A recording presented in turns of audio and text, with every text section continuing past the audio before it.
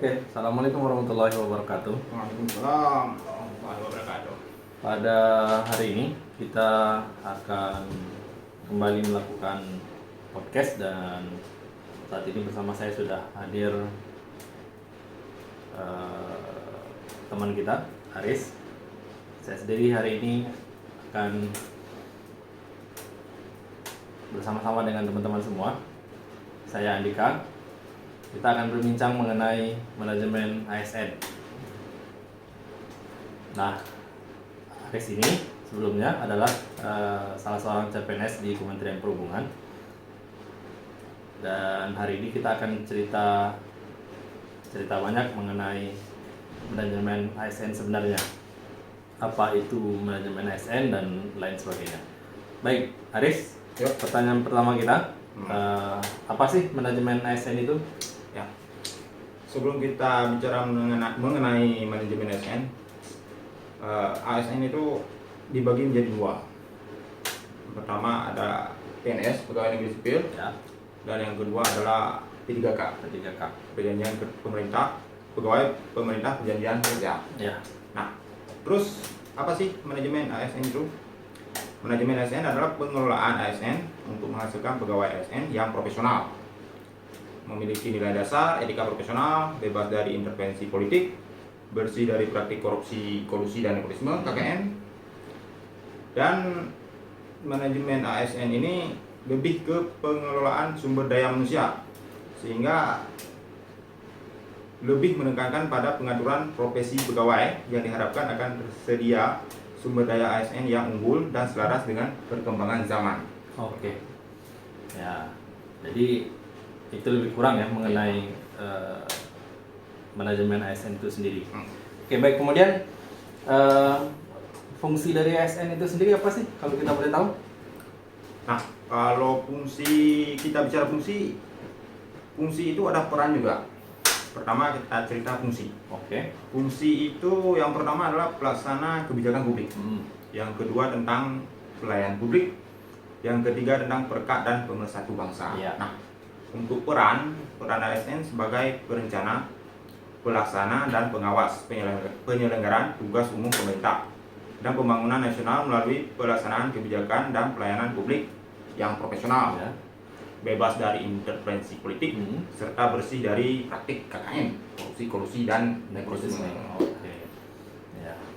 Terus tadi Aris sendiri menyebutkan bahwa PNS itu dan P3K itu kan ada dua ya, Ya. tadi ada PNS dan P3K. Ada dua, ya. Kemudian apa sih sebenarnya?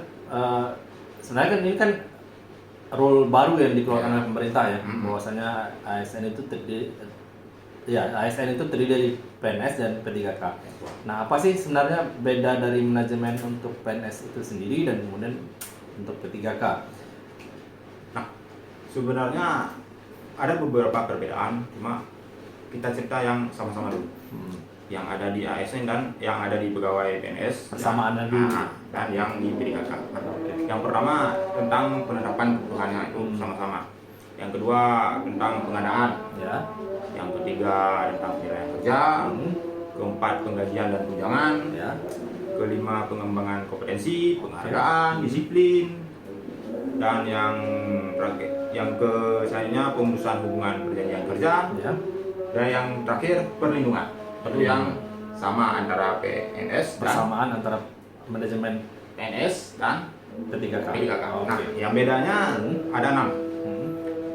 Yang pertama, ini bedanya di ASN, di PNS ada, Ya. di P3K nggak ada. Oh gitu. Oke. Nah. Apa aja? Yang pertama pangkat dan jabatan, yang kedua pengembangan karir, Ya. yang ketiga pola karirnya, Ya. yang keempat promosi, 5 mutasi, dan yang terakhir pensiun dan jaminan hari tua. Oh. Itu bedanya. Jadi itu ada 6 ya perbedaan. Ada 6. Di samping ya sama-sama P3K. Oke. Kemudian bagaimana sih kemudian tata cara pengelolaan ASN itu sendiri? ya. Pengelolaan ASN ada namanya sistem merit ya. Jadi sistem ini merupakan manajemen ASN yang berdasarkan pada kualifikasi, kompetensi, dan kinerja secara adil dan wajar. Iya. tanpa membedakan latar belakang politik, ras, warna kulit, agama, asal usul dan lain sebagainya. Nah, kemudian sekarang kita juga sering mendengar ya tentang masalah kode etik, Ya. kode etik baik itu kode etik profesi seorang dokter, Ya, kode ya. etik yang lain sebagainya. Nah, kemudian kode etik untuk ASN itu bagaimana sih bentuknya gitu? Oh. Jadi kode etik sebenarnya bertujuan untuk menjaga martabat dan kehormatan ASN. Ya. Itu fungsinya. Nah, kode etik berisi peraturan perilaku agar pegawai itu melaksanakan tugasnya dengan jujur, tanggung jawab, dan berintegritas tinggi. Ya. Melaksanakan tugasnya dengan cermat, disiplin, menjaga kerahasiaan negara, menggunakan kekayaan barang milik negara secara bertanggung jawab. Jadi totalnya sekitar ada 12 Kode etik kode dari etik ya. ASN itu sendiri. Ya. Baik itu untuk PNS maupun Yang 3K. P3K. Oke. Ya cukup banyak sebenarnya ya. Ada 12 kode etik 12. bagi ASN itu sendiri, baik itu PNS dan P3K. Oke, baik. Mungkin itu ya perbincangan kita untuk hari ini.